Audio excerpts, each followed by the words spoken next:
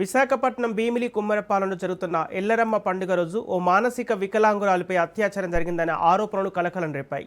ఈ ఘటనలో భీమిలి తోటవీధికి చెందిన సూరాడ నూకరాజు, కర్రి రఘులను పోలీసులు అదుపులోకి తీసుకున్నారు. బాధితురాలిని గురువారం రాత్రి భీమిలి పోలీస్ స్టేషన్కు తీసుకొచ్చినప్పటికీ ఆమెకు వెంటనే వైద్య పరీక్షలు లేదా ప్రాథమిక చికిత్స అందించలేదని బాధిత కుటుంబ సభ్యులు ఆరోపించారు. ఘటనపై సమాచారం సేకరించేందుకు వెళ్లిన మీడియా ప్రతినిధులను పోలీస్ స్టేషన్లోకి అనుమతించలేదని తెలుస్తోంది. దీంతో స్థానికంగా పలు అనుమానాలు వ్యక్తమవుతున్నాయి. ఈ ఘటనపై పోలీసులు కేసు నమోదు చేసి దర్యాప్తు చేపట్టారు.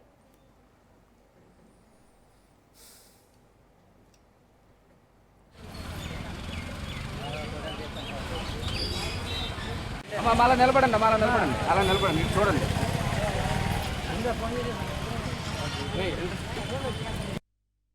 ఆ అమ్మాయిని ఏం చేశారంటే వాళ్ళు ఏం చేశారు, ఆ అమ్మాయి బ్యాటింగ్ అని వెళ్ళింది. అమ్మాయి బ్యాటింగ్ అని వెళ్తే ఆ అమ్మాయిని నోట్లో గోట్లో కుక్కేసి సైడ్ లోకి ఈడ్చుకెళ్ళిపోయి పిల్ల మీద ప్యాకే కొట్టుకొని అమ్మాయిని చంపినని చూసారు. ఈ పిల్ల ఏమని చెప్పింది, నన్ను నొగ్గాను అన్న గుడ్లు బాగా కూర్చి శుభ్రంగా పిల్లని శుభ్రం పాడు చేసి ఒక్కేశారు.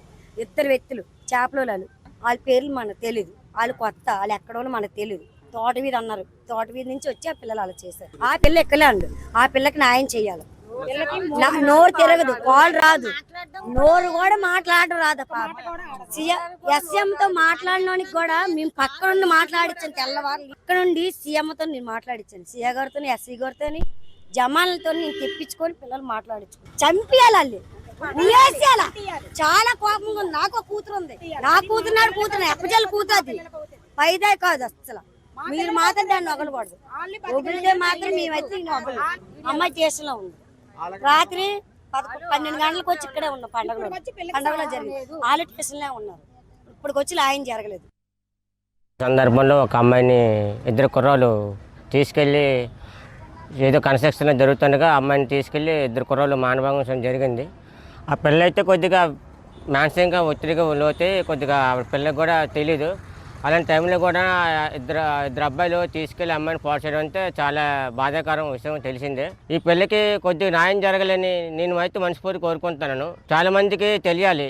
చాలా మంది కుర్రాళ్ళు ఈ డ్రగ్స్కి అలవాటు అయిపోయి మద్యపాన్ని బానిస అయిపోయి చాలా మంది అమ్మాయిలు కూడా చాలా మంది ఇచ్చేయడం జరుగుతుంది. దీనిపై పోలీసులు కూడా త్వరగా స్పందన ఇస్తారని, తొందరగా న్యాయం జరుగుతుందని నేను మనస్ఫూర్తి కోరుకుంటున్నాను.